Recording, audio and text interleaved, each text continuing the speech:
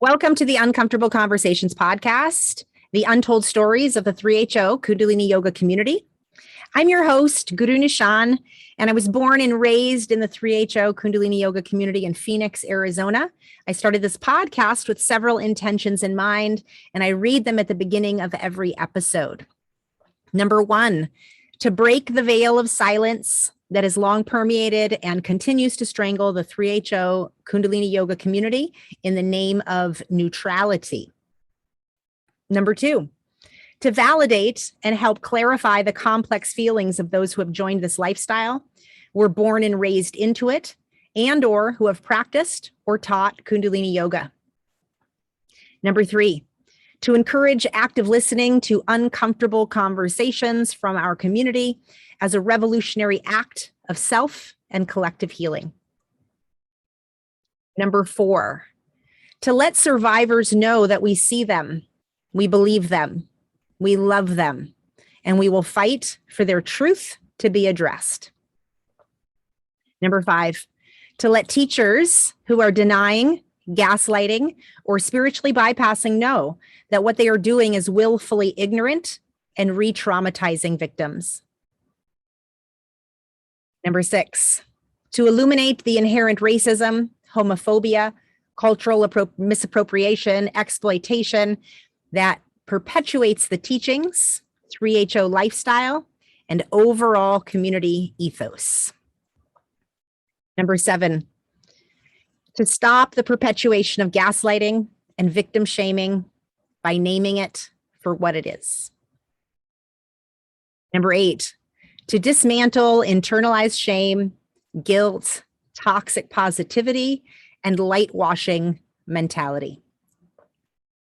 Number nine, to honor all of the parts of ourselves that have been forgotten or silenced. Number 10, to honor each and every body that has come through our community, both named and unnamed. And number 11, to encourage people to do their own research, process their own emotions, get somatic therapy and other support therapy as needed, to draw your own conclusions, and to be critical thinkers rather than just blindly follow anyone. Please remember that your story matters. Please share it when you're ready. We're here to listen and to support you.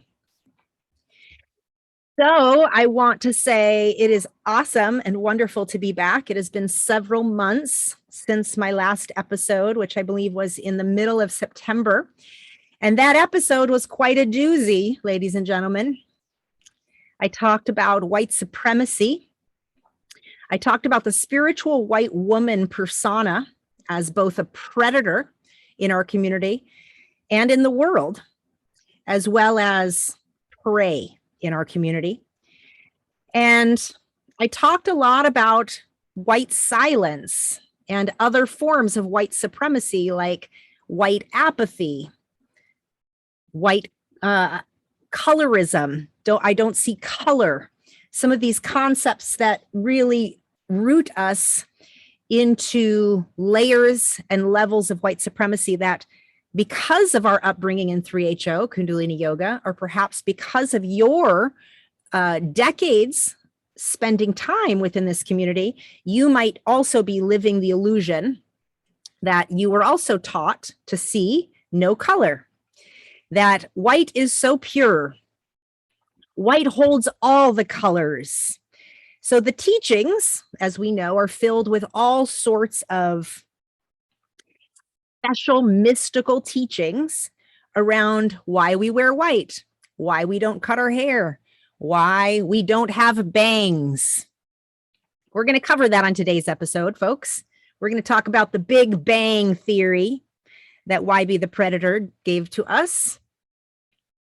And that my last episode really helped to start piercing my own veils of false identification. So let's talk about 3HO identity. I want to share that the last episode I did was quite uncomfortable for many of you. I know this to be the case because I didn't get the same kind of feedback on that episode that I have on other episodes. I didn't even hear from my brothers, and I always hear from my brothers after the episodes. So I want to just acknowledge to all of you listening that having conversations, listening to conversations, and allowing yourself to question your own frame of things through the lens of white supremacy is hard as shit. It's not easy work to begin to question why we see the way we do, why we might not consider ourselves a racist, and how easy it is for us as white people to not have that conversation with ourselves or with other people, that we can avoid it. And the fact that we can avoid it is in itself white privilege. So my question for you is, how did the last episode I did on white silence, white supremacy, and the spiritual white woman, how did that land for you? Did you have opinions as to whether that was a good episode or not? Whether it was on track for the theme of 3HO, Kundalini Yoga, Untold Stories here? I know a lot of people had opinions that it was not a good idea for me to call out a guest from my last episode. And I just want to say that that is all a part of doing the work of dismantling white supremacy, is to feel that level of discomfort, to listen and to experience what happens inside of you when someone is called out, meaning a white woman who's actively using racist, supremacist language when joining the 3HO community, joining the Espanola community, whatever the community is. There is an ongoing epidemic of spiritual white women appropriating culture as their own, appropriating names as their own, taking bits and pieces of ancient ways and creating a new identity for themselves around this. And I called it out because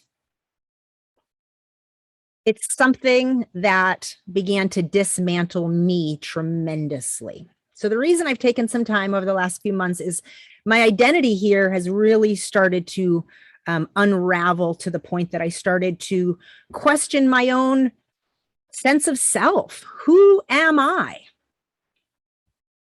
Who have I been taught that I am? And having to ask myself these types of questions made me realize that I've always held a very strong identity in the realm of, quote, other. I was an other.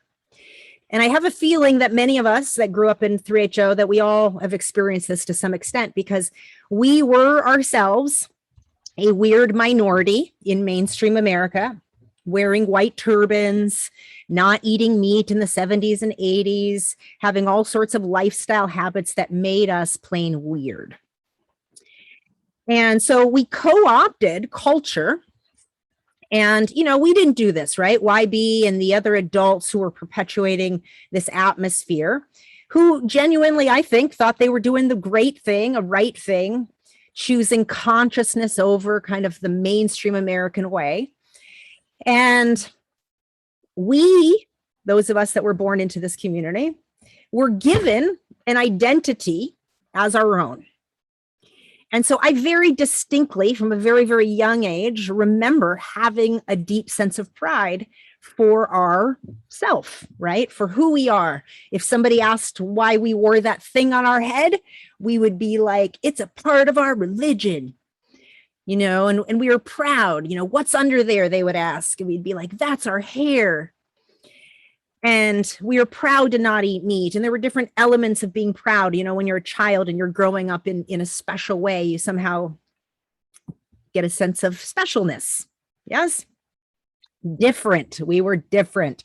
We were othered, right? My brother has tons of stories of being chased home from school and getting his turban ripped off. And, you know, if you are a weirdo, right? It's different than mainstream America. You're put into this category of other. I grew up with a self-identity of other. From a very young age, I was aware of how few ethnic or Black or anybody of any other color were in our community. There was a handful of Black people. I remember noticing that from a young age. And asking myself, if we have such a special wisdom and technology and teachings, why are we not more diverse? So these are the types of things you just kind of brush by and you do the best you can to ask about. But when I went to public school, I started to become more and more distinctly aware of our difference, right? And my brothers and I talk about this as well. My friends in public school were the foreigners, right? I had a best friend in third grade who was from Taiwan and she barely spoke English. And my brother had, a Chinese friend and we always had the other friends, the friends that didn't fit in as well. So I'm saying this to say that my identity was fully rooted in being an other. I was different. I identified more with others that felt like they were othered, right? And this carried on through most of my life, right? There was a level of difference that permeated our identity. So it's a part of the area that makes me feel proud about the way I was raised. I felt like I had more of a worldview. I felt like I had a bigger perspective on culture and people and possibility in the world, as opposed to just growing up in mainstream suburban America. So these were all ways and elements of feeding into my identity as other. And it didn't take too long in public school for me to make friends with Black and Mexican people and other cultures that weren't kind of typical and mainstream. And it was within Black culture that I realized that my body was beautiful and that I wasn't chubby, I wasn't overweight, I wasn't atypical, I wasn't the not standard of beauty. I realized from other culture, Black culture specifically, that I had a round, curvy, what they called thick body. And I'm 13 years old having an awakening that I'm perfect within the context of somebody else's culture. But within my culture, I didn't feel perfect. I felt overweight, I felt chubby, and I didn't fit into the white princess model that was being propagated within the 3HO Kundalini yoga culture. Now, I was young, so I didn't really know it was actually being propagated, but you do. By 13, you do know. You do know if you fit the standard beauty of the culture in which you're raised, right? And I wasn't the thin, petite, kind of essence of a woman that YB kept propagating as the standard of beauty, the princesses, right? The secretary beauty standard that we were all, made to uphold.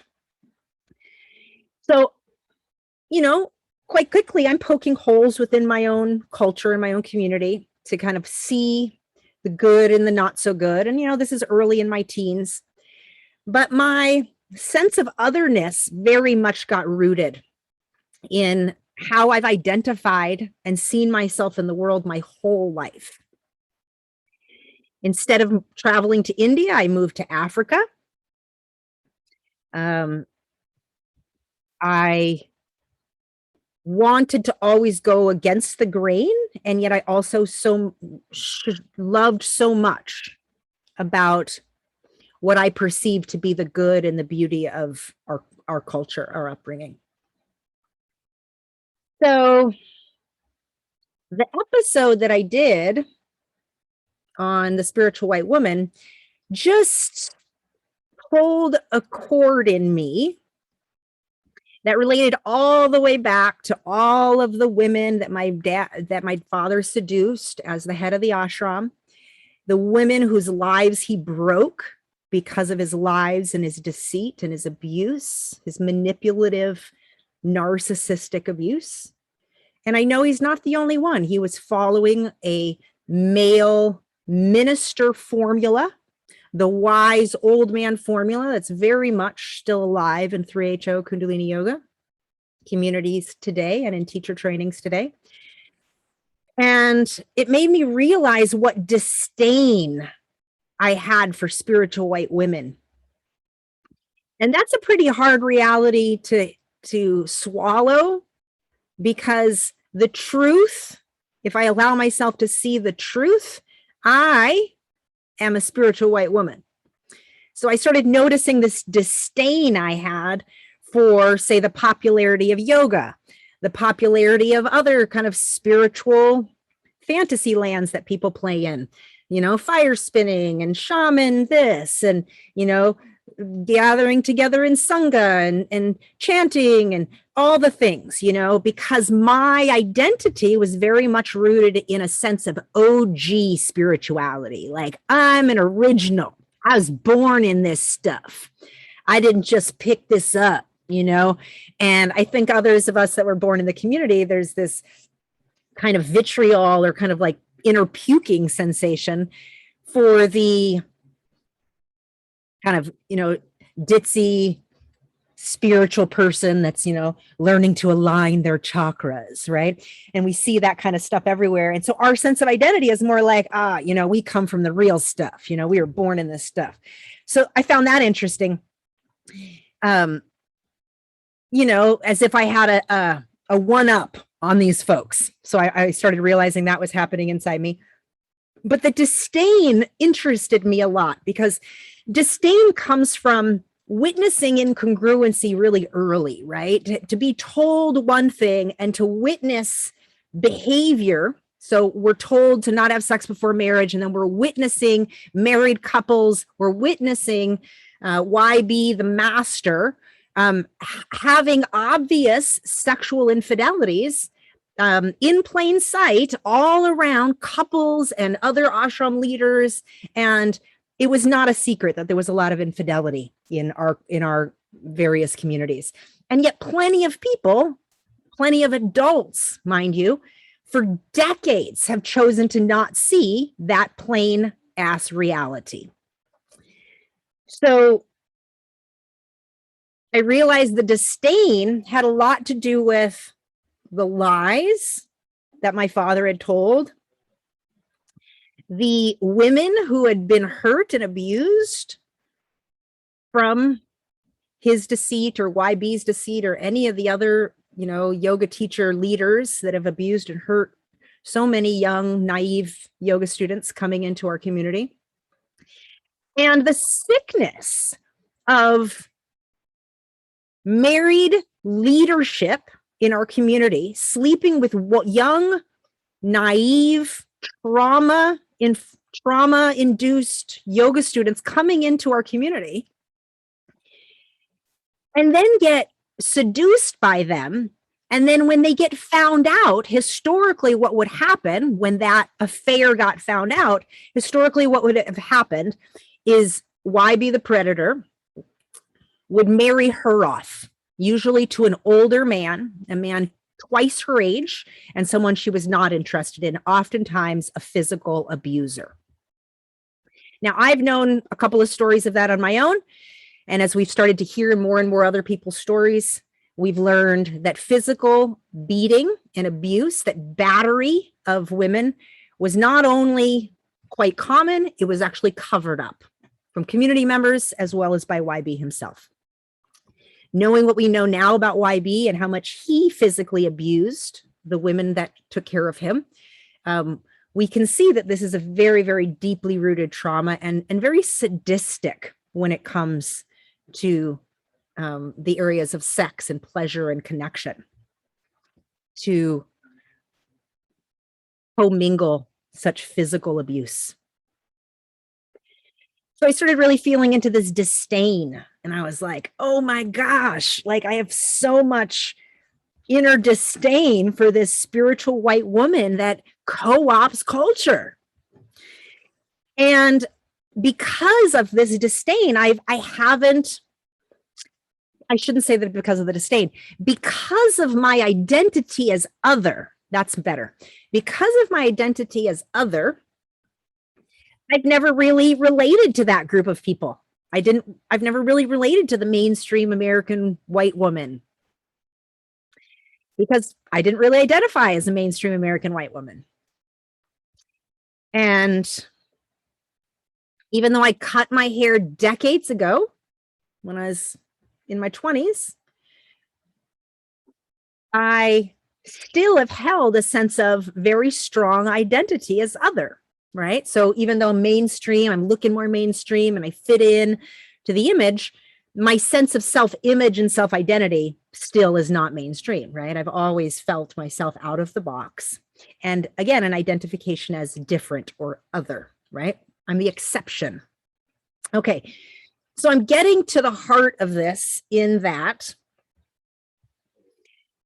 we got given an identity that's not a real identity. And it's a classic cult leader move. And yet to say that my identity is not mine is not real, right? I can't just say that's not a real identity because I am who I am. It wasn't my fault my parents joined this community and changed their name, right? I have to recreate my own sense of self within myself. But I have to admit and see myself clearly for what it is that I'm not willing to talk about or what I'm avoiding if I really want to see myself clearly. So the episode, the last one, poked holes in so much of my own narrative that have kept me standing in the world. And that narrative is I'm different. I'm an exception, right? Because I was born into this community. And as if we have some sort of a one-up knowledge on folks. We got the special wisdom that's going to change humanity. And as much as a part of me knew that was false, I have to admit that much of my sense of everything has been built on that sense of exceptionalism. So let me explain a little bit more.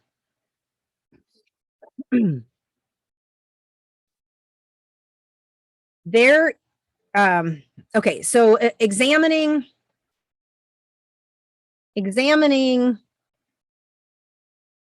my disgust and disdain of the spiritual white woman, while at the same time realizing I am a spiritual white woman. I might have not identified as that prior, but I very much am that. You know, if somebody sees me, gets to know me, and they don't know my upbringing, I am in the category of the spiritual white woman. I have, for the last 8 to 10 years, used language similar to my last guest, shadow work, shadow healing journey. I've been on a spiritual healing journey for the last number of years.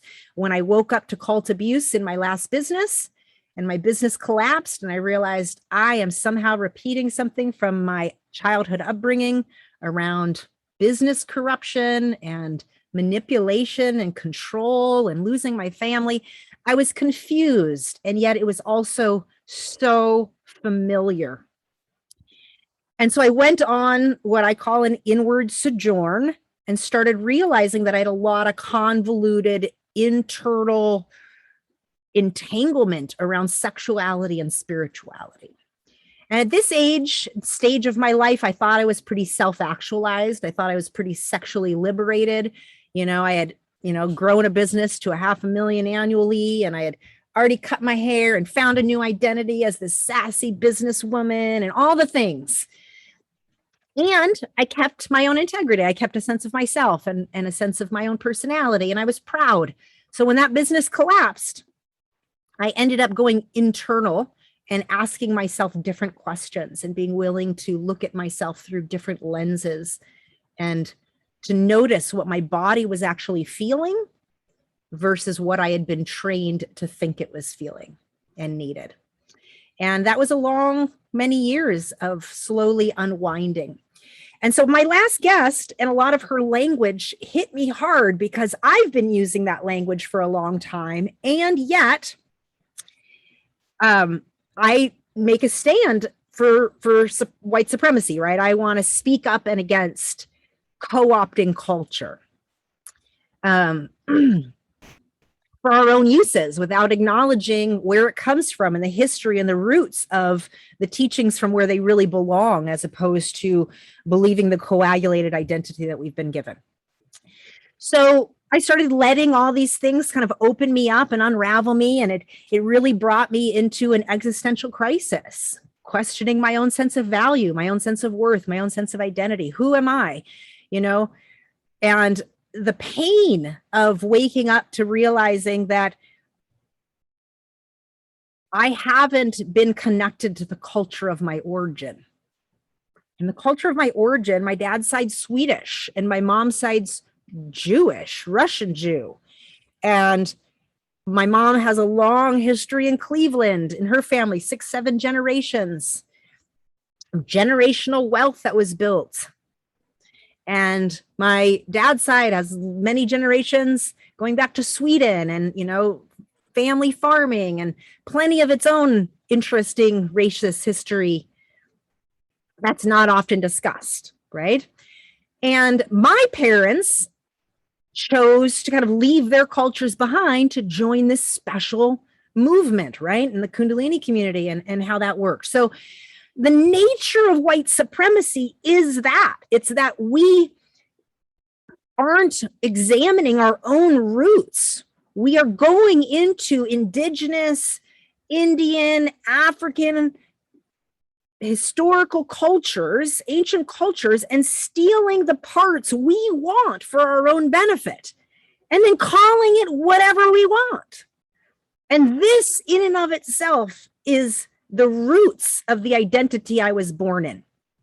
So I like to describe it like this. A classic cult move is to take real truth, fragments of truth. So a little bit of the truth from here and from here and from here and from here and all these different sources, and then put it together, what's called coagulate. We coagulate it together into this new form of identity, and then we're given this new identity on a platter saying, this is you. And what we're beginning to see in the tapestry of the Kundalini Yoga 3HO culture is that we've been given a very false identity that's very much rooted in white supremacy. And yet it's coded over in this mystical, compassionate white veil that gives us the illusion that it's a real identity and that it's a real culture and that it's a real lineage. And all of these things are proving to not be true. That we have little bits of truth from random sections of the world, and we've given ourselves a culture. Even our names, you know, our names are quite offensive to Indian Sikh people because these aren't traditional Sikh names. The pronunciation of the way that we speak certain things, you know, like all of these things are so deeply offensive, and it's classic white supremacy. So I let myself get unraveled. I let myself get poked and prodded and completely dismantled in this space to examine the reality of why it is I don't identify as a white woman. And the reality is I am a white woman. I am of Caucasian descent. My experience has given me a broader perspective than the average white woman in America. My upbringing obviously has given me broader experience, but it does not change the fact that my lineage and history is of white culture, and that I have a responsibility to do the best that I can to get honest with myself about who I am, who I've been trained to be, the difference between those two, and to start educating myself about what it is that I'm doing, that I'm living, that I'm saying, and that I'm thinking that is deeply offensive and rooted in white supremacy. So I hope you've been doing this level of self-examination and enjoying it in all of its pain and guts. I've been very, very silent because I've been in the interior of my own experience and letting myself feel all the layers of it. And I want to recall out to all of you the encouragement to buy the book, Me and White Supremacy. I still intend to do episodes on each of the different areas on this podcast, or in some sort of a book club format, or both. And last episode, when I made that call, I maybe had 3 people reach out to me. So what that tells me is that as a spiritual community of 3HO, we are very, very, very hooked and dependent on our identity of white supremacy, whether or not we want to acknowledge it. So the first 6 days of the book, each day it covers a topic. So the first day is white privilege. The second day is white fragility. The third day is tone policing. The fourth day is white silence. The fifth day is white superiority. And the sixth day is white exceptionalism. Now, all of the days, and we're going to do all of the days. So once again, this is a call for you to get the book, Me and White Supremacy by Layla Saad. But I want to talk about exceptionalism, and we're going to hear a clip here from Layla Saad on white exceptionalism, because I think white exceptionalism, I've been speaking about this for the last couple of months to various people, and I've had plenty of conscious, good, well-meaning white people stop me and say, I'm sorry, I've never heard that term. What's white exceptionalism? And that hit me too. Like, oh my gosh, we are such exceptionalists that we don't even know what white exceptionalism is. So our community, 3HO, is not the only community that specializes in white exceptionalism. There's lots of us that are white exceptionalists. We think that we are the exception to the rule. Oh, you know, I was raised different. My parents, blah, blah, blah. My brother's half black. I have my father's black, whatever, right? The exceptionalism, all the reasons. Oh, my parents have been involved in the civil rights movement since the 60s. What white exceptionalism speaks to is that you somehow feel that your personal story and your personal narrative makes you the exception to the rules of white supremacy, and that we don't think that it's influenced or impacted us. So basically, the inner self-image should be, I am not a racist. And yay for you, okay? Yay for you. But the truth is, it's just not true. White exceptionalism is a form of white supremacy. And it's one that I think we get gold stars in 3HO Kundalini Yoga. There are so many ways in which white exceptionalism is showing up, and that I'm able to start seeing it now. Where even a year ago, at the start of 2020, I wasn't able to feel or see the white exceptionalism nearly as much as I'm able to see it now and feel it now and witness it now. So much of the work of white supremacy, and so much of the work that each of us have to do to heal from the predatory abuse of what we've experienced in 3HO Kundalini Yoga, is to begin to see through a new set of eyes. We have to learn to ask different questions. We have to be willing to pierce our own veil of experience, because what we've been taught something is may not be what it actually is. It's just what we've been taught. And it's what we've been able to cling to as a means of our own survival biology in order to function. And so the more stories we hear, the more you come out and share your own experience. You realize this isn't a hierarchy of abuse stories. Every single one of us have love stories and abuse stories that are commingled in this community. And it makes it that much more complicated to figure out what actually happened and to see what's actually in plain sight, because the wound is mingled in with the longing and the unmet needs. And we created scar tissue that helped us survive. And each of us have very, very unique, amazing amounts of scar tissue that keeps us resilient, keeps us traveling, keeps us serving and helping and giving to other people, and not actually examining the interior to feel what's happening in the foundation and the loins and the roots of our own sense of identity.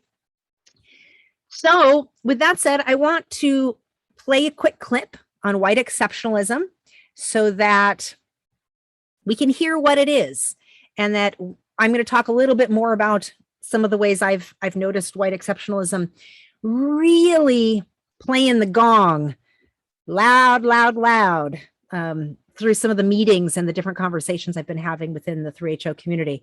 And perhaps it'll help you to pierce your own veil. So I'm going to go ahead and let's see if I can share my screen here and get a little audio.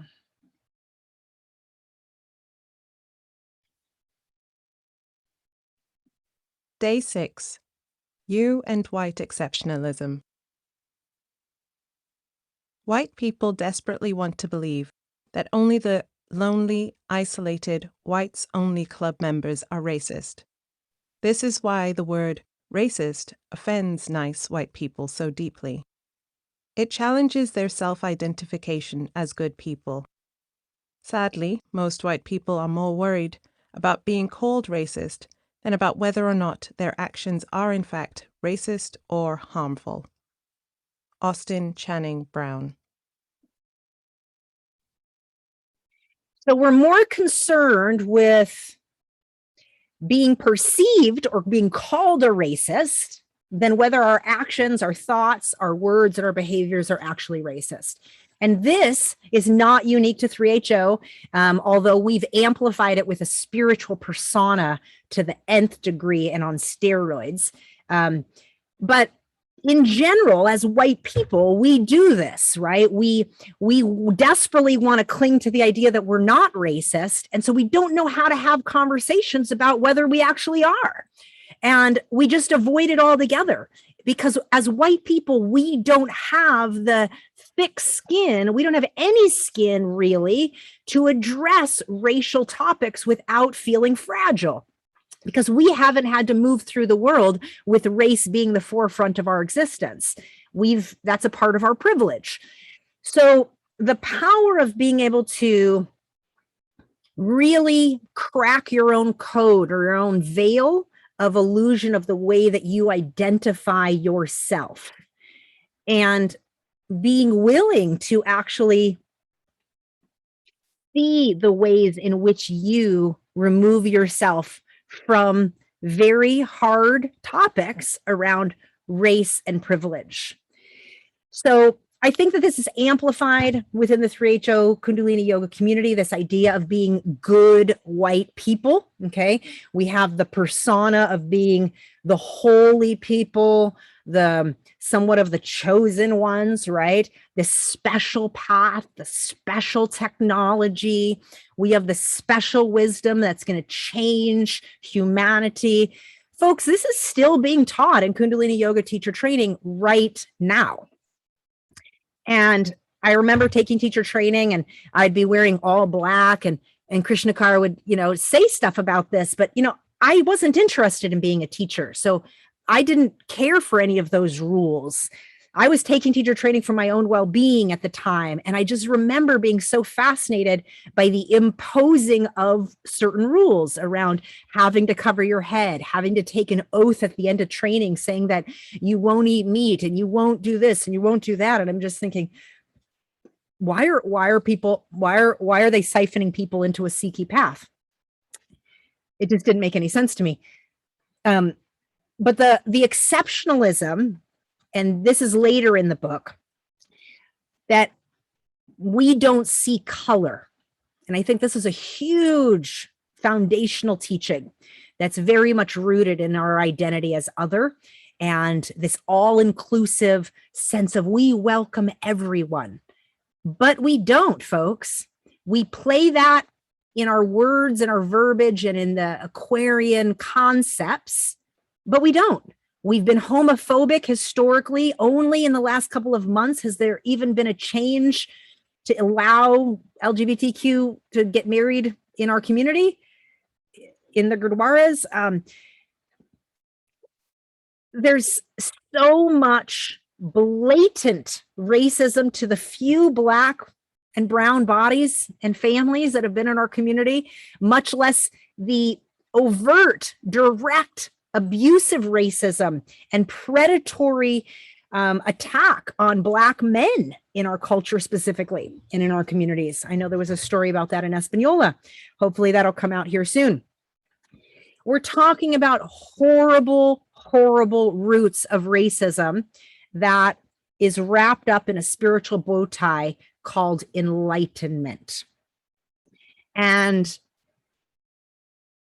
we can have left the community decades ago, like me, and we still hold a sense of specialness, exceptionalism. Ask yourself how you identify. One of the challenges, right, of cutting our hair or taking off our turban or doing all the different things is that we no longer have this kind of external persona of special. And for those of us that have kept our names automatically identify us as something special. So to change it, right, it's a part of telling the story, right, the history of where we come from. There's nothing wrong with, having a story of where we come from. The question is, are we willing to actually see ourselves clearly? Or are we telling a narrative? Are we living an illusional narrative that propagates our own identity that was pushed, right? A pushed identity. So, yeah, asking myself some of these questions really broke me wide open. And the exceptionalism shows up as a form of talking about how loving and compassionate our community is. I hear this a lot. There's like a nostalgia of how loving and supportive and heart-centered, this compassionate community that we have and that we come from. And my narrative for most of my life was that, in honesty. I mean, I really, really, really believed that my upbringing was compassionate and loving atmosphere of community.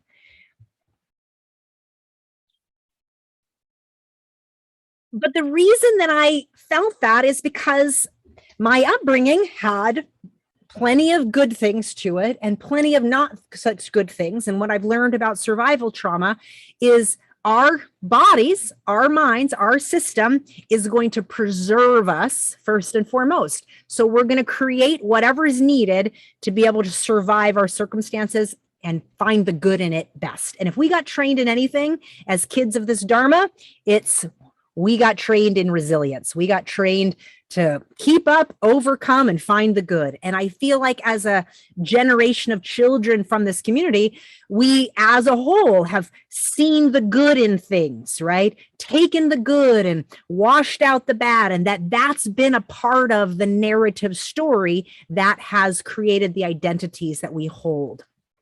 To see the good in things instead of to see what was actually happening. So the more trauma informed I get, the more I read about complex PTSD, the more therapy, actual mental health therapy I've been getting over the last couple of years, the more I'm able to actually see situations as not positive, as not healthy, as not loving, as not compassionate, but instead as abusive, as predatory, as illusory, as false, as lies, as deceit, as abuse. The power of calling something what it is a part of our healing. And a part of what we got in training of 3HO is to not call things what they are, to use fluffy language to talk around things, to even talk nonsense around things, because YB did that for decades. And he washed the adults' minds with this kind of word salad spiritual talk. And so a good yoga teacher gets up on the stage and does all this hubba blah, blah, blah, blah, blah, word salad talk, and then delivers a powerful Kriya, and somehow he's a spiritual god, right? And that this is a part of the formula of the big external projection, the persona that we carry outwardly, versus the inner hurting children that are dying inside from neglect and hunger and abuse. So piercing our veils of exceptionalism is a part of seeing what's in plain sight. It's a part of seeing abuse for what it is, and to stop fluffing over the abuse, to call it something else. We don't have to keep naming the good of our upbringing. We need to start naming the not good, because we've had 50 years of naming all the good stuff, of uplifting the bright light of it all. And it's time that we stop fooling ourselves and really start looking at this stuff for what it is, because it's the work of white supremacy within a spiritual context of 3HO. We are propagating white supremacy on amplified steroids through apathy, through silence, through exceptionalism. So this idea of us being such a compassionate culture, we had this beautiful Zoom call a couple of months ago where a couple of the women who were directly abused by YB, the predator, came out. I knew two of them, beautiful couple who have been longtime amazing humans in my life since I was young. And, you know, how their lives were destroyed and kept from each other, and, you know, not allowed to be lovers. And then how, anyway, it was so horrible. I'm not going to repeat their story because it's their story to tell. But on this call, it was so beautiful to hear directly from women who were abused from YB.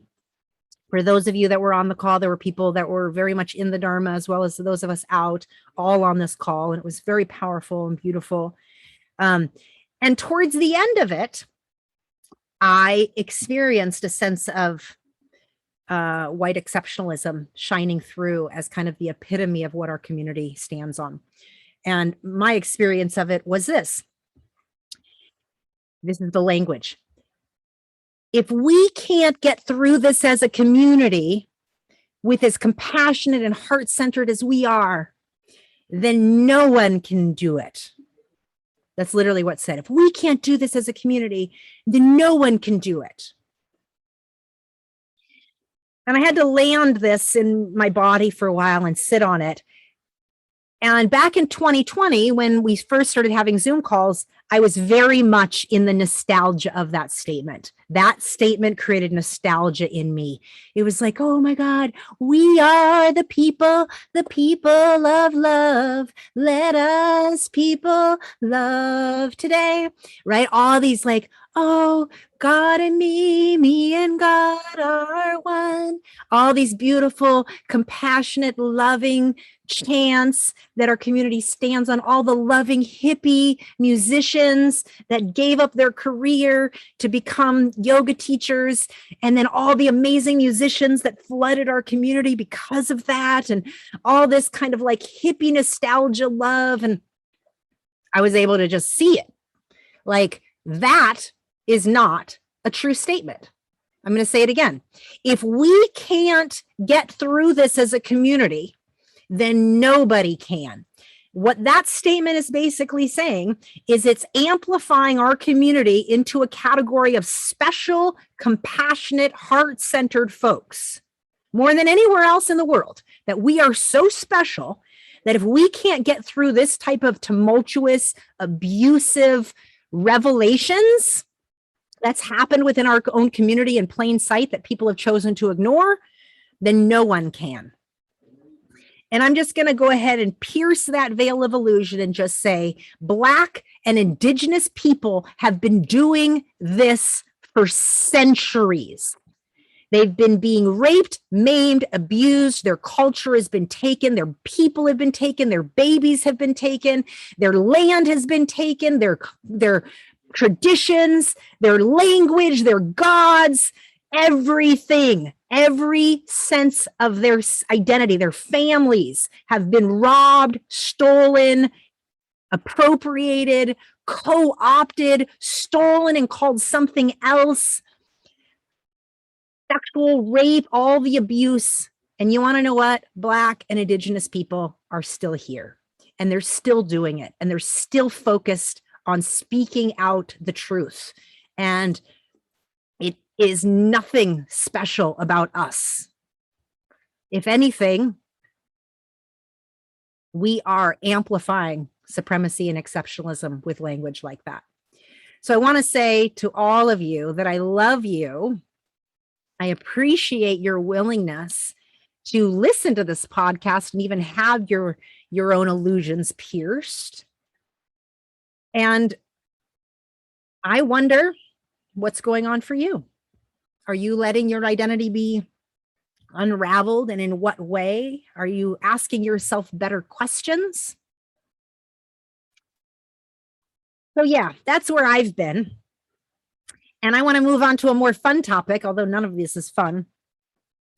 We're going to talk about bangs, because if you haven't noticed, I have some. And for those of you that are listening and you can't see me, I got myself some bangs, cut myself some bangs. Well, I didn't cut myself. Believe me, I didn't cut myself. But we're going to, move on a little bit now to say, what do you remember or know as to the reason we didn't have bangs? You remember the teaching on no bangs? The no bangs teaching? So it's funny because in this last few months of questioning my identity, I had the awareness that I cut my hair years ago when I was in my 20s. And I've always had a tremendous fear about cutting my hair. I've always had issues communicating what I want with my hair, like so much fear. When I tell you paralyzing fear comes up in me when I think about cutting my hair, it's still there. It is still very, very hard for me to think about going to a hairstylist. But I cut my hair in my 20s, I'm thinking I was over that. But what I realized in the last couple of months is I've never, ever, ever, ever, ever once in my life considered cutting bangs. And it's so funny to me how indoctrination works. To me, this is why we have to learn to ask ourselves better questions, because indoctrination holds us in a belief, holds us in a thinking, even if we're unaware of that thinking. Indoctrination holds us in illusions of exceptionalism or specialness until we're willing to break and crack our own code of the way that we've chosen to view and be in the world. So I'm realizing, like, holy crap, I cut my hair years ago. And yeah, I know I still kind of go through issues when I have to go get my hair cut again, but I don't get my hair cut very often. And I found a hairstylist that I literally will travel very far to because I trust and love her so much. But it does go to show how much fear is in my body around just going to the average hair person. Now, bangs were another level though, because I was like, oh my God. And so whether I knew it or not, inside of me was a belief system that believed whatever fucking mind fuck of a teaching of no bangs. I couldn't even remember what that teaching was, because half the shit that I remember isn't stuff I remember. It's just stuff I absorbed through osmosis. And it's only as I hear the thing out loud that I'm like, oh, now I understand that. So I started questioning this bangs. And of course, I want to know why. Why were we told? So if you're listening to this, do you know what the 3HO Why Be the Predator teaching is on not to have bangs? If you do, if you remember a version, put it in the comments. I want you to go to the podcast platform that you use and make a comment on what you remember as the no bang theory for Why Be the Predator, and why so many, this is an observance, So many people who left the Dharma still never got a hairstyle, still have kind of long hippie-ish hair, no bangs, right? Pulls their hair back in a bun. Just saying, just an observation, just noticing. I know for me, I had an anti-bang internal belief system that I didn't know why. I've held plenty of internal belief systems, especially around my belief around the power of Kundalini yoga, really thinking that it was a special science. You know, that narrative propagated my life for most of my life. And so to have that illusion be pierced is so refreshing. It's so refreshing because it's allowing me to actually see clearly instead of through the illusion that propagates a false identity. So remember, our illusions support us because our identity supports us until it doesn't, until we're willing to start seeing ourselves for who we are instead of what we've been trained to be. All right, back to the bangs. Why do we not have bangs? Anyways, should I show you my cute hair? Those of you listening, you're going to have to go look at my video and see my cute hair soon. So anyways, I'm feeling very stylish, very much alive, and very much more of me than I've ever felt. So this work of cracking our illusions and cracking our own supremacy identity, it's hard. It's very, very hard. But at the same time, it's very freeing. It frees up so much space when the real you can emerge from underneath the rubble. So why no bangs? I had no idea why no bangs. I didn't really remember. So anyway, of course, I called Guru Darshan because she remembers all sorts of things. If you don't know her, she's the artist, and she's quite vocal about a lot of the abuse in our community. She was also born into the community. Anyway, so I call my girlfriend, Guru Darshan. Let's see if I can get this up.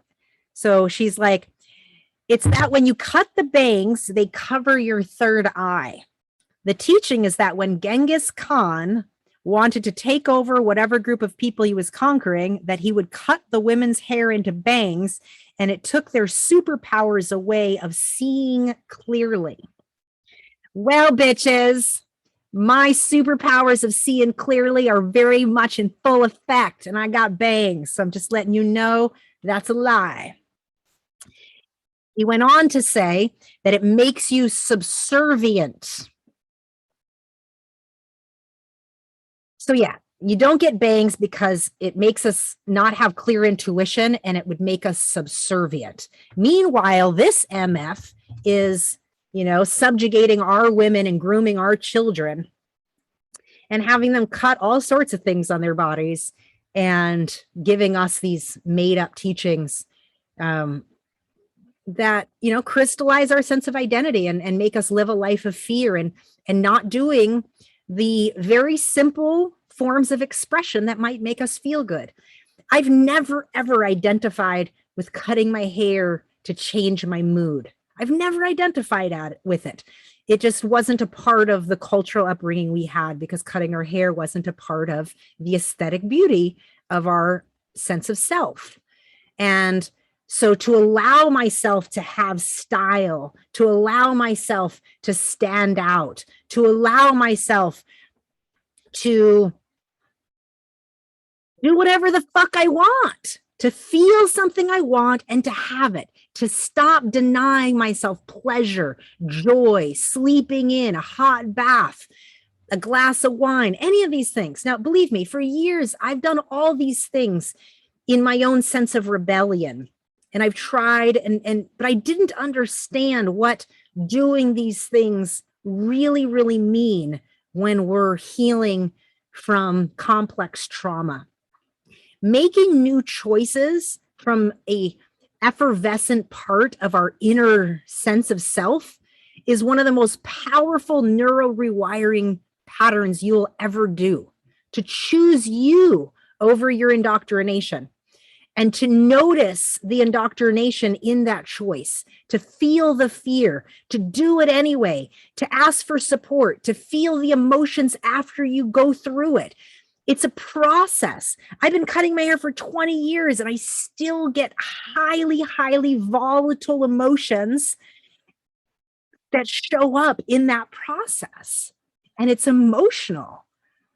And that is not a stupid thing. It's a powerful thing, because having teachings, having a sense of identity that's rooted in white supremacy and false knowledge, in which we get a sense of, I am wrong if I choose me. It's convoluted, and to break these things apart. Now, I realize some of you listening, cutting your hair may not be a big deal. It might be something else for you. You know, it might be another teaching. It might be something else. It might be starting to examine yourself as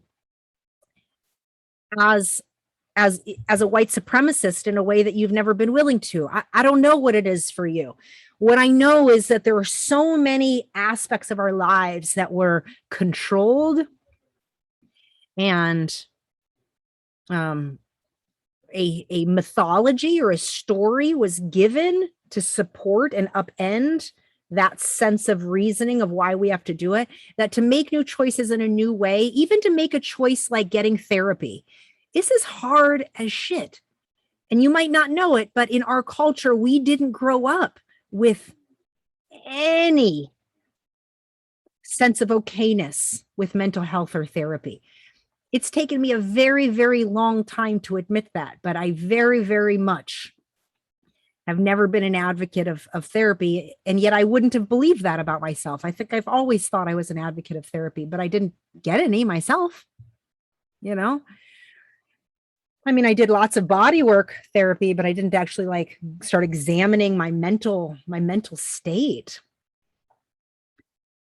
But up until this past year, I wouldn't have known I had complex PTSD either. And I wouldn't have known that all of the adults in our upbringing had complex PTSD my whole life, and that all of the children had complex PTSD and have a long history of abandonment and neglect that they hold in their bodies.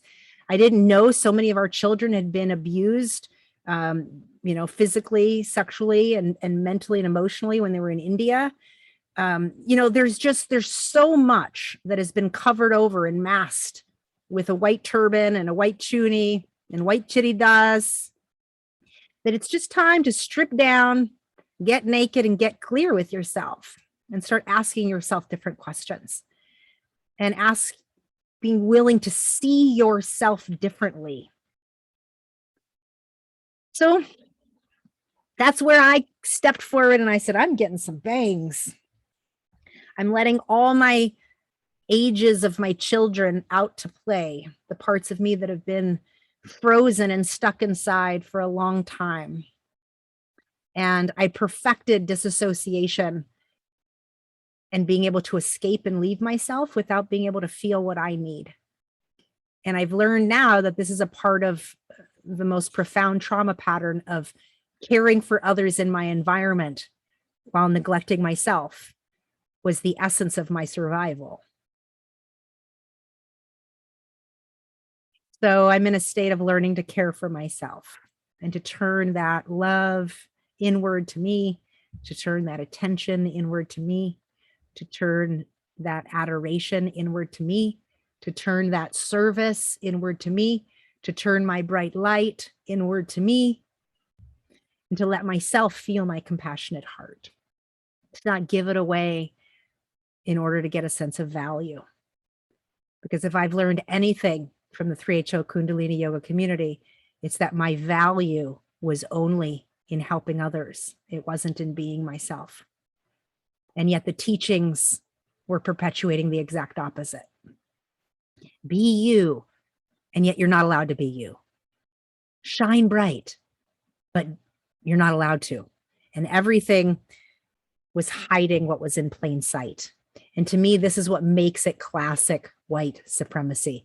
When you really start getting into this material and start looking at white supremacy for what it is, we can really start seeing Kundalini Yoga and 3HO community as the classic propagations of white supremacy in a spiritual white bow tie called enlightenment.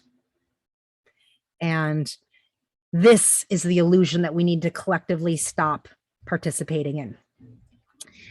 So I have been working on many different identities, shedding old identities, especially this teacher identity that makes me feel like I have to teach and give you something when really I don't have to do that at all. I can just be me.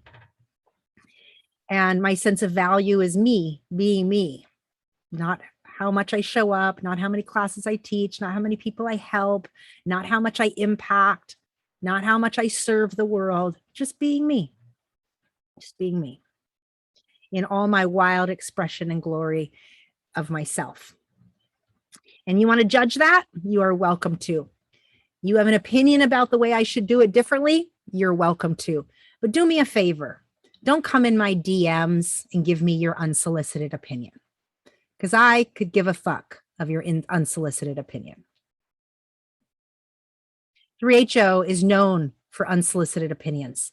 Adults and wise men and women all day long coming up, giving their unsolicited opinion about how we're dressed, how we look, what we say, what we listen to, what we eat. You know what? Keep it. Keep it and start identifying yourself as the white supremacist that you are because of your influence and involvement in 3HO Kundalini Yoga community, to stop the false perpetuation of the yoga of awareness as some sort of higher consciousness or some sort of special way through into the subconscious mind, when really it's an overtraining of ways to disassociate out of ourselves. So I would love to hear your experience. And I'm sharing with you mine. Thank you for listening. I once again want to encourage you to get the book, Me and White Supremacy by Layla Saad, so we can collectively begin to go through the layers and levels of illusory identity that we all hold because of our time and upbringing in 3HO Kundalini Yoga community. I would also like to remind you that I am taking guests on this podcast. I haven't had any guests come forward, and I don't actively seek and reach out to find guests. But I want you to know that you're safe here and that your story really does matter. So if you know someone that has a story and they don't know about the podcast, please put them in touch with me at gn@gurunishan.com. If you have a story, especially among the second generation, I'm really putting a call out to the second generation to come out and share your stories. There is so much pain in the second generation. There is so much confusion. There have been so many people suffering for so many years, and the suffering has been in silence because we haven't had public spaces to put this out in the open. Some of our second generation have been doing group therapy, and of thousands and thousands of us, there's like 10 of us that have come forward to do this group therapy. And it's been profound. The last number of weeks for me has been tremendously profound in being able to feel and see myself in the eyes and experiences of other kids growing up in the community, the things we suffer from that are similar, like digestive issues and anxiety and eating and trusting and a bazillion other things. The fact that we see ourselves in each other is really displaying what environmental and institutional and spiritual abuse is all about. Institutional and environmental abuse means we absorbed it through the culture. It didn't have to happen to you because it happened all around you. You got marinated in it. So when you're marinated in something, you know no different. And that's what makes it extra challenging to see yourself clearly beyond the identity that you've been fed. Because who are you beyond what you've experienced? I'm very proud to be a worldly, traveling, cultured person, but it doesn't take away from the fact that I'm actually a Caucasian white woman, cisgendered, that has a voice, and I can use this voice to talk about very uncomfortable conversations and topics that, frankly, a lot of white people don't want to talk about. So I'm going to use that. I'm going to use that privilege. I'm going to use my voice, and I'm going to encourage you to pierce your own veil of experience and existence and identity to start seeing yourself more clearly. So I welcome you onto the podcast. Please reach out to me at gn@gurunishan.com. I also want to say that if you do reach out to me on the podcast, I don't really vet your story. I just trust that you have a story to tell, because I'm not here to vet somebody's story. I'm here to just let people share their stories.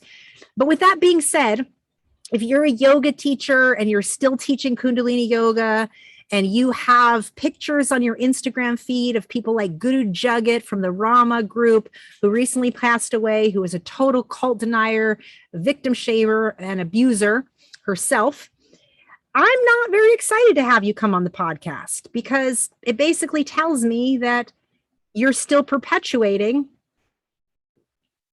illusions, and yet you don't see that yourself, because you're propping up teachers that are abusers, and yet you think you are in tune with the conversations of truth telling.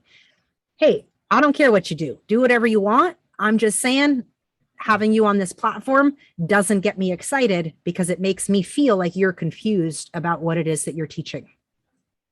That's all I'm saying. So I want all stories. It doesn't need to be just this type of story, that type of story. It's called 3HO stories, right? The untold stories of 3HO. Your experience matters. Your lived reality matters.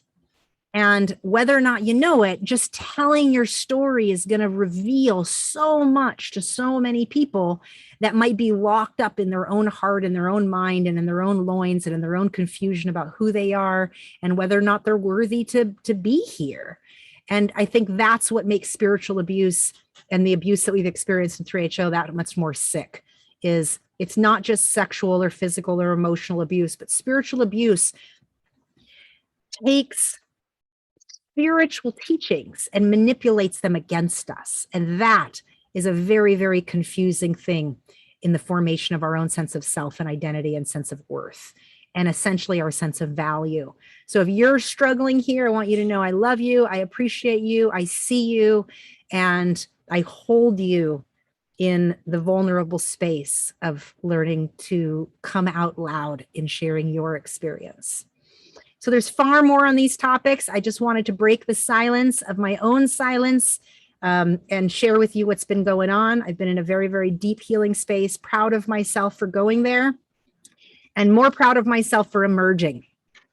On that note, I have some exciting new reveals coming forward, including a spoken word burlesque one-woman show that I'm doing here live in Chicago and live streaming worldwide. So please make sure to stay connected with me at gurunishan.com, and I'll be releasing tickets for that later this week. But essentially, this is my art. I'm coming forward in my words, in my movement, in my music, to express the disgust and disdain and rage and anger and joy and reclamation and pleasure that I've gone through in the last 8 years to reclaim myself from the rubble of spiritual and sexual abuse from being raised in the 3HO Kundalini Yoga community.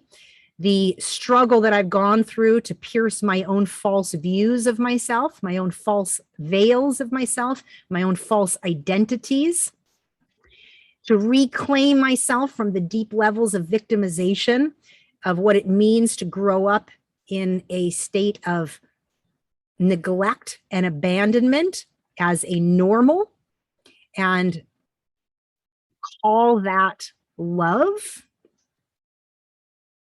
I've been pulling myself out of this convolution for years, and it's coming out into a full-bodied expression, words, dance, and movement. And I just would love for you to witness me here. So stay tuned.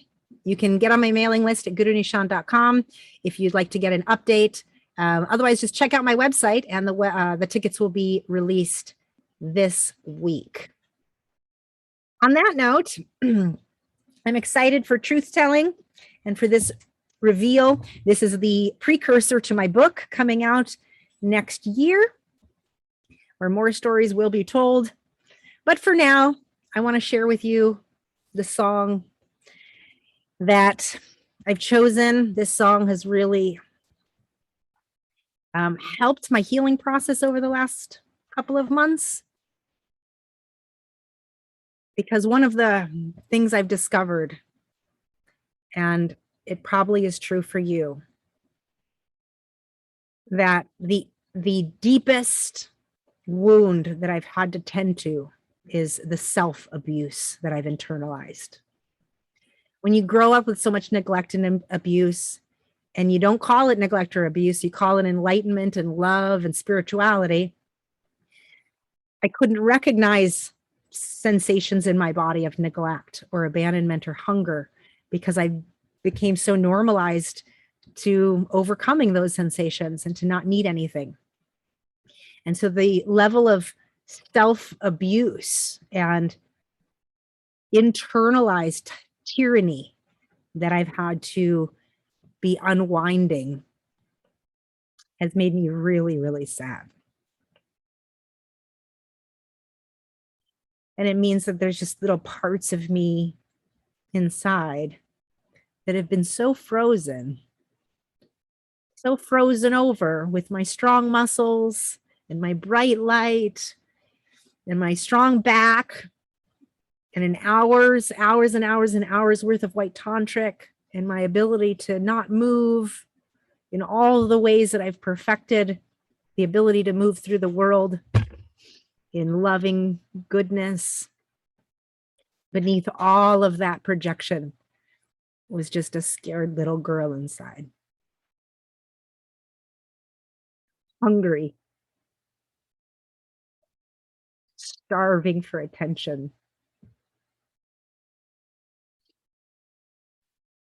And the voice I heard inside was so mean, just mean, like, overcome it. You can get over it, keep up. I mean, it was just all these non-attentive ways of being that pushed me beyond my boundaries. And I've lived here. I've lived in a state of being outside of my own boundaries, outside of my own body, outside of my own being. And if I do so myself, I've done a pretty fucking damn good job at it. But no more, because I get to have myself too. I'm not going to give myself away to others when I don't even get myself included. So I've had to recognize the meanness inside, the abuse, the verbal and physical abuse that I give to myself through unconscious neglect. And what I've learned in therapy is called frozen needs. And to have my needs begin to melt, to have that frozenness melt and to start to feel my own needs and realize that it's perfectly okay for me to have needs and that I can have them and I can fulfill them. And this is the part of the healing journey, folks.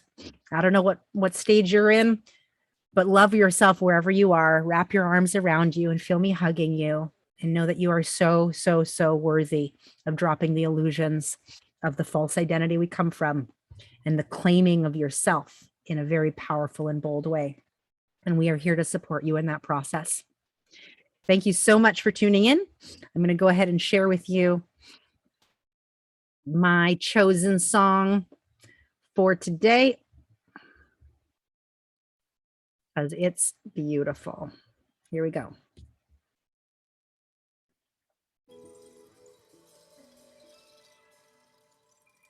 It's gonna take a lot of heart to stop the bleeding.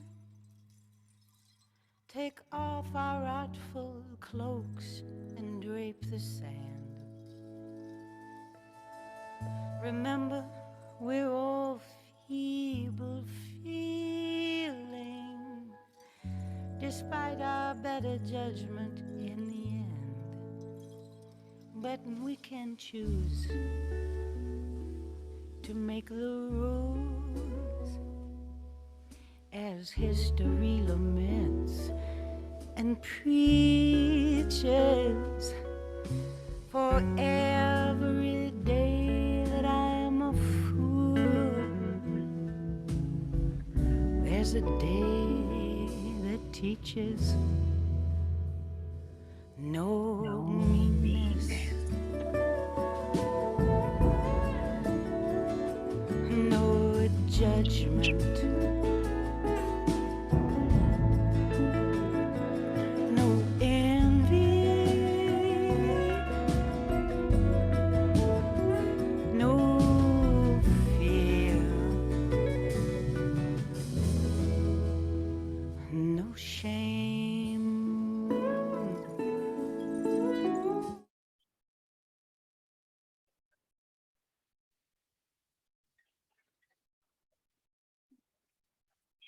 Well, that was my song. That was it's called No Meanness by Madeline Perot.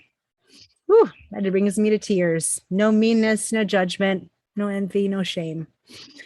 We grew up in a culture with tremendous amount of judgment and shame, and yet pretending that those things weren't happening, that we were this judge-free zone, love sees no color community. And to start seeing the white supremacy of this, to start calling it out in ourselves and in others, in our community, in the yoga spaces, yoga culture and white supremacy is a serious issue right now, not just in our community, but all over the world. And we have to do our own work of dismantling this within this community and calling it what it is, because I don't care if you've been gone for 20, 30, 40 years, you're still carrying some identity that's very much rooted in white supremacy because of this upbringing of love sees no color, all are one, and just all of the stuff that's wrapped up in this. So thank you for listening. Thank you for tuning in.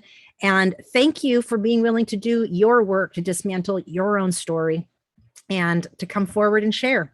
I look forward to hearing from you, and I'll be back with you next week with more stories. In addition, once again, I'm not even going to say that. I'm going to come back with a story next week of a wise man. He's a pillar of our community of 3HO, and he ends up in my DMs, and anyway, I'm not even going to go on this topic, but stay tuned because I'm going to do that for the next episode. It's going to be an example of what grooming looks like. Okay, what spiritual sexual grooming looks like within the context of 3HO from somebody who's actively in 3HO, and I don't even think he knows what he's doing. That's how predatory it is. So I'm going to read the DMs and I'm going to explain why this is grooming. And for those of you listening, once again, don't come in my DMs with stuff. Come there with something clear and with a request to be on the podcast. Otherwise, don't come into my DMs, okay? Let me have my privacy. Keep your opinions and your judgments to yourself. Unsolicited opinions are not welcome. I didn't ask you, and somehow plenty of people from 3HO love to spew their opinions unsolicited. All right, have a wonderful rest of your day, and if you would like to donate to the podcast, please do so. Head on over to my website at gn@gurunishan.com. There is a link to support the podcast, and you can make a one-time or monthly donation. And if you'd like to be a guest on today's on the podcast, please email me at gn@gurunishan.com. Thanks so much for tuning in today, and I'll talk to you again next week.